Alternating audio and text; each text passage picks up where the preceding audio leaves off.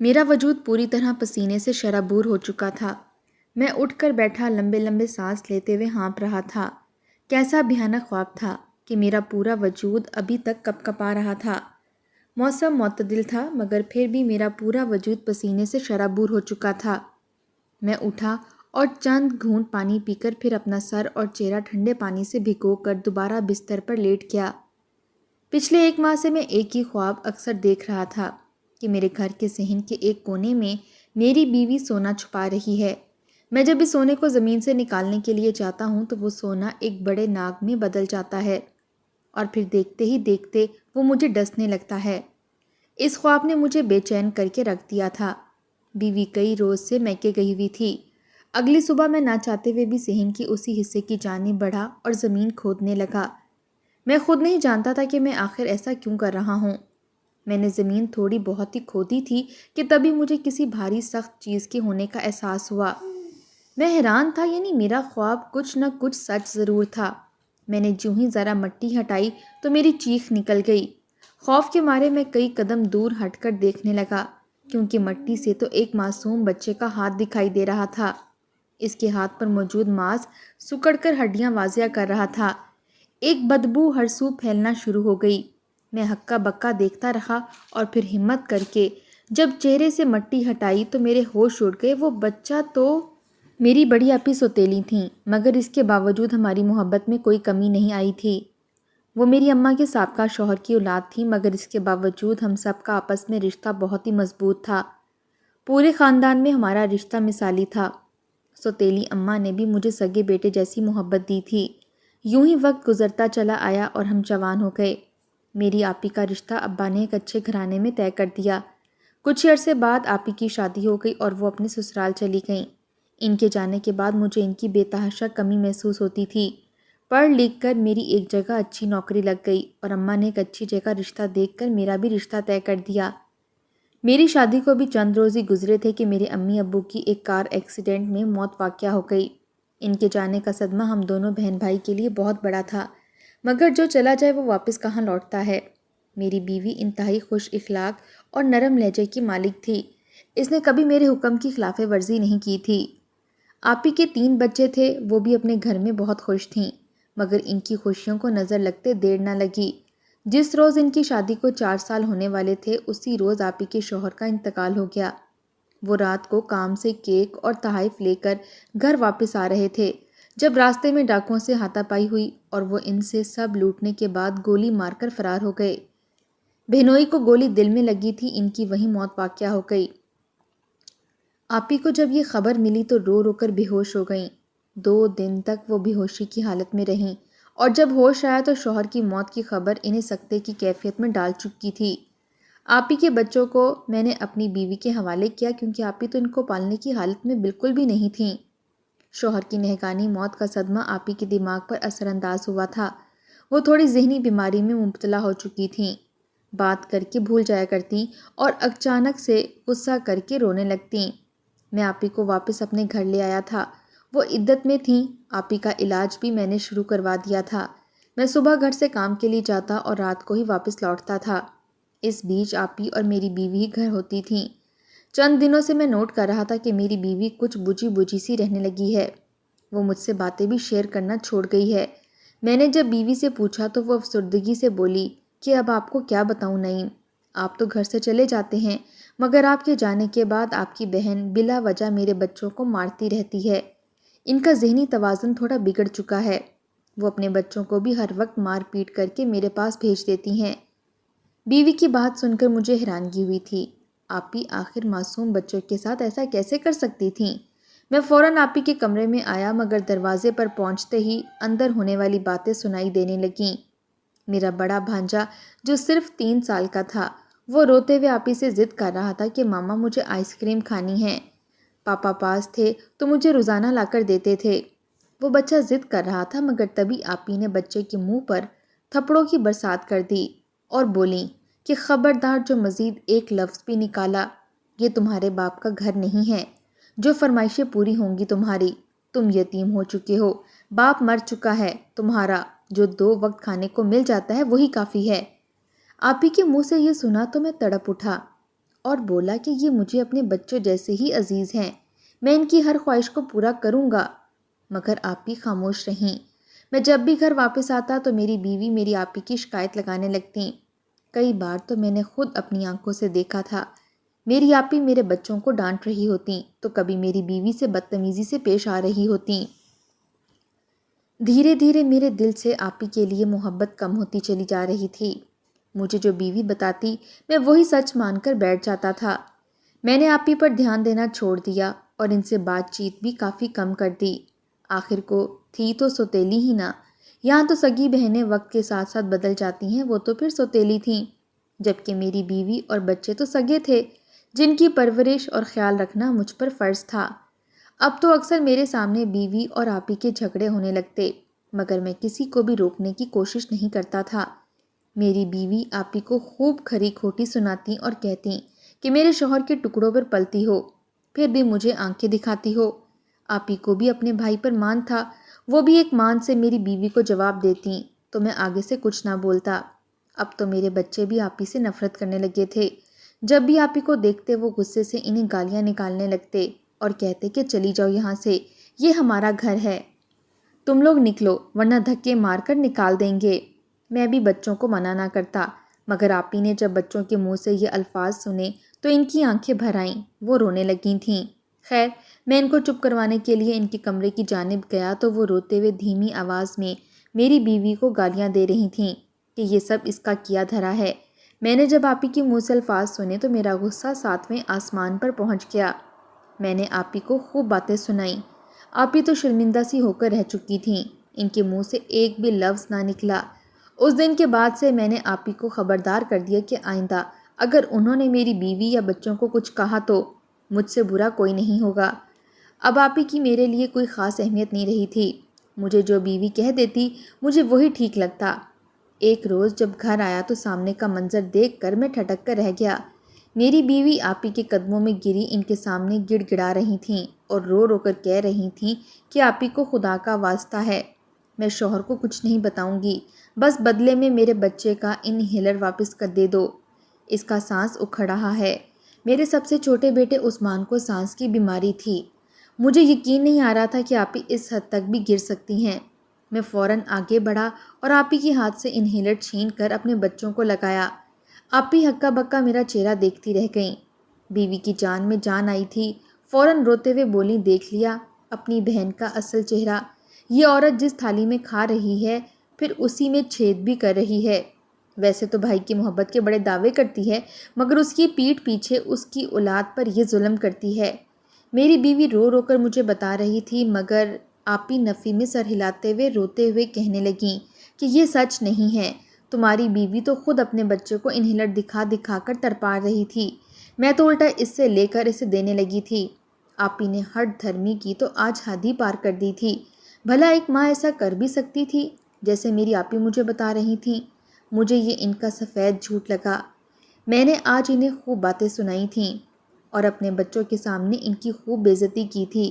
وہ بچوں کو لے کر خاموشی سے روتے ہوئے اپنے کمرے میں چلی گئیں اور میں بس سر جھٹک کر رہ گیا۔ میں نے چند روز بعد ایک کام کے سلسلے میں دبئی جانا تھا، مجھے واپسی میں شاید 1 سال بھی لگ جاتا۔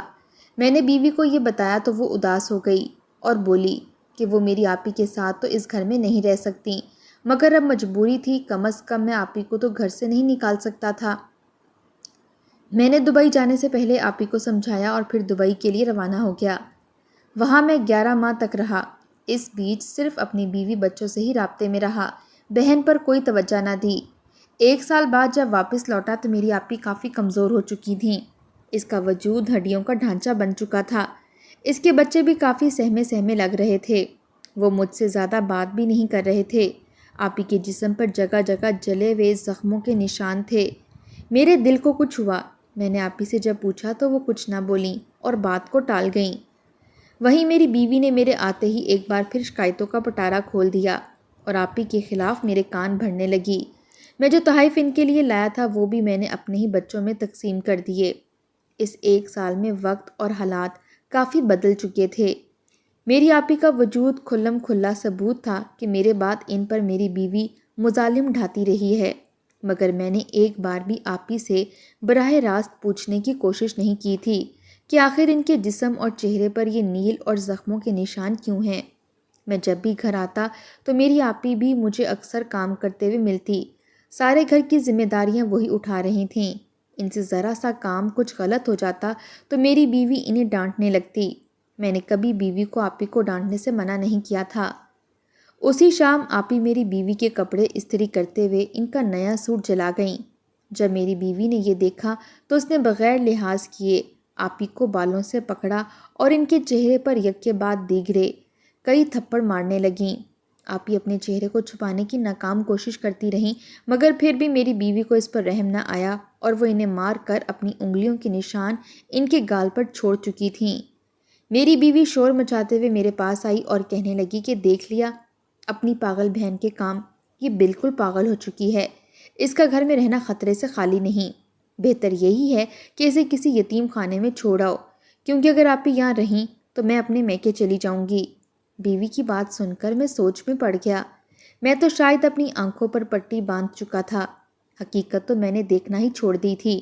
جو کچھ مجھے میری بیوی کہتی میں اسی بات پر عمل کیا کرتا تھا، جبکہ سچ کیا تھا وہ میرے سامنے تھا، بس میں ہی اپنی آنکھوں کو بند کیے ہوئے تھا۔ اگلے روز جب میں کام سے واپس گھر آیا تو میری بیوی بچے انتہائی خوش لگ رہے تھے۔ بیوی نے آج خوشی سے کئی قسم کے پکوان تیار کیے تھے۔ میں نے بیوی سے اس خوشی کی وجہ پوچھی تو وہ کچھ نہ بولی اور کہنے لگی کہ یوں ہی بچوں کی فرمائش پر بنایا ہے۔ سب دسترخوان پر کھانے کے لیے بیٹھے تو میں نے محسوس کیا کہ میری آپی اور اس کے بچے مجھے کہیں دکھائی نہیں دے رہے۔ میرا ان کے بغیر کھانا شروع کرنے کا دل نہ کیا، کیونکہ برسوں سے عادت تھی کہ میں ان کے دسترخوان پر آنے کے بعد کھانا شروع کیا کرتا تھا۔ میں نے بیوی سے ان کی غیر موجودگی کی وجہ پوچھی تو بیوی کہنے لگی کہ آپی تو گھر سے جا چکی ہیں۔ بیوی نے جتنے آرام سے یہ بات کی تھی میں اتنا ہی زیادہ بنچکا گیا تھا۔ آخر وہ کہاں جا سکتی تھیں؟ بیوی کا کہنا تھا کہ وہ تو صبح صبح ہی گھر سے نکل گئی تھیں۔ ان کا کہنا تھا کہ مزید اس جہنم میں نہیں رہ سکتی، وہ اپنے تینوں بچوں سمیت چلی گئی ہیں۔ مجھے حیرت تھی، ان کا تو میرے علاوہ اس دنیا میں کوئی بھی نہیں ہے، مگر میں نے مزید تشویش کرنا بہتر نہ سمجھا۔ اس وقت مجھے بھوک لگی ہوئی تھی، کاش میں 4 سال پہلے والا آپی کا بھائی ہوتا تو اس وقت میرے حلق سے ایک قطرہ پانی کا اتارنا بھی حرام ہو جاتا۔ میں نے اس رات پیٹ بھر کر کھانا کھایا اور پھر اپنی بیوی بچوں کے ساتھ مدتوں بعد ہنسی خوشی خوش گپیوں میں مصروف رہنے کے بعد اپنے کمرے میں آ کر سونے لگا، مگر ایک عجیب سی بے چینی نے مجھے اپنی گرفت میں لے رکھا تھا۔ ساری رات میری بے چینی سے گزری، ایک پل کو بھی میری آنکھ بند نہیں ہوئی تھی۔ آنکھیں بند کرتا تو نظروں کے سامنے روتی ہوئی آپی اور ان کے بچے دکھائی دیتے۔ مجھے یوں محسوس ہو رہا تھا جیسے آپی شدید تکلیف میں ہیں، تنہائی میں ہیں اور مجھے بہت یاد کر رہی ہیں۔ میری ساری رات یوں ہی پریشان حال سے گزر گئی۔ صبح میں نے ناشتہ بھی نہ کیا اور خالی پیٹ ہی کام کے لیے گھر سے نکل گیا۔ میرا دل چاہ رہا تھا کہ میں پھوٹ پھوٹ کر رونا شروع کر دوں۔ کئی دنوں سے مجھے عجیب و غریب خواب آ رہے تھے۔ یوں لگتا تھا جیسے میری بیوی خواب میں صحن کے کونے میں سونا چھپا رہی ہے، مگر جب میں دیکھنے جاتا تو اس میں سے ایک کالا ناگ برآمد ہوتا جو مجھے ڈسنے کی خاطر میرے ساتھ لپٹ جاتا ہے، مگر اس کے ڈسنے سے پہلے ہی میری آنکھ کھل جاتی ہے۔ وہ سارا دن میرا یوں ہی گزر گیا۔ رات ہوئی تو گھر کی جانب آنے لگا۔ میں جس سڑک سے گزر کر جا رہا تھا صبح کے وقت اس پر وہاں کافی رش ہوا کرتا تھا، مگر آج جب میں وہاں سے گزرا تو سڑک پر اکا دکا لوگ ہی دکھائی دے رہے تھے۔ اس سڑک کے ساتھ ایک چھوٹی سی کچی سڑک بھی منسلک تھی، جہاں سے ہم پیدل جانے کا راستہ طے کیا کرتے تھے۔ میں ابھی اسی راستے سے گزر ہی رہا تھا کہ مجھے کہیں دور سے رونے اور سسکیاں لینے کی آواز آنے لگی۔ میں نے فوراً آس پاس نظر دوڑائی، مگر مجھے کوئی نظر نہ آیا۔ میں آپی کی یاد میں غافل تھا یا کچھ اور، مگر مجھے ان بچوں کی رونے کی آواز یوں لگی جیسے میرا سگا بھانجا رو رہا ہو۔ میرا دل مزید بے چین ہو گیا اور میں نیم تاریکی میں اس کچی سڑک پر چلنے لگا۔ میں ابھی تھوڑے ہی دور گیا تھا کہ مجھے جو منظر دکھائی دیا وہ دیکھ کر میرے ہوش اڑ گئے۔ اس کچی سڑک پر چند جھاڑیاں بنی ہوئی تھیں اور ان جھاڑیوں کے پاس ایک عورت بیٹھی رو رہی تھی۔ اس کے پاس زمین پر 2 بچے لیٹے ہوئے تھے اور ایک بچہ جو کہ چھوٹا تھا اس کی گود میں تھا اور بلک بلک کر رو رہا تھا۔ نہ جانے ان بچوں کو کیا ہوا تھا جو وہ اس قدر رو رہی تھی۔ میں فوراً تیز قدم اٹھاتے ہوئے ان کے پاس گیا اور جا کر دیکھنے لگا۔ ابھی میں نے اس عورت کے کندھے پر ہاتھ رکھنے کی کوشش کی تھی کہ میری نظر ان بچوں پر پڑی۔ میں نے جب ان بچوں کو دیکھا تو میری روح لرز گئی۔ میں سکتے کی کیفیت میں وہیں زمین پر گرتا چلا گیا۔ جب اس عورت نے اپنے پاس کسی وجود کی موجودگی کو محسوس کیا تو فوراً تڑپ کر دور ہوئی۔ اگلے ہی پل ہم دونوں کی نظریں ٹکرائیں اور میرے رہے سہے حواس پیچھ جانے لگے، کیونکہ وہ عورت تو میری آپی تھیں۔ آپی نے جب مجھے دیکھا تو گویا ان کی جان میں جان آ چکی تھی۔ وہ روتے ہوئے مجھ سے لپٹ گئیں اور رو کر کہنے لگیں کہ بھائی تم مجھے لینے آ گئے۔ تم جانتے ہو میں کس قدر ڈر چکی تھی۔ دیکھو نا، تمہاری بیوی نے میرے دونوں بچوں کا گلا دبا کر مار دیا ہے اور مجھے گھر سے دھکے دے کر باہر نکال دیا۔ تمہاری بیوی بہت ظالم ہے بھائی، اس نے تو تمہارے بچے کو بھی کچا چبا لیا۔ وہ انسان نہیں، وہ درندہ ہے، وہ حیوان ہے۔ اسے بچوں پر بھی رحم نہ آیا۔ میں خاموشی سے اس کا ہر ظلم برداشت کر رہی تھی بھائی، مگر آج تو اس نے حادی کر دی۔ پاگل میں نہیں، پاگل وہ ہے۔ اس نے میرے بچوں کا میرے سامنے گلا دبا کر مار دیا۔ مجھے تو یہ بھی نہیں پتا کہ قبرستان کس جانب ہے۔ مجھے تو یہ بھی نہیں پتا کہ لاشوں کو دفنایا کیسے جاتا ہے۔ میں کل سے یہاں بیٹھی اپنے بچوں کو رو رہی ہوں اور تمہارا انتظار کر رہی ہوں کہ کب تم آؤ گے۔ آپی کے الفاظ سن کر میرے ہوش اڑ چکے تھے۔ کیا اب تک میں کہانی کو صرف ایک ہی رخ سے دیکھ پا رہا تھا کہ میری آپی کی جگہ میری بیوی ہی ذہنی مریضہ تھی؟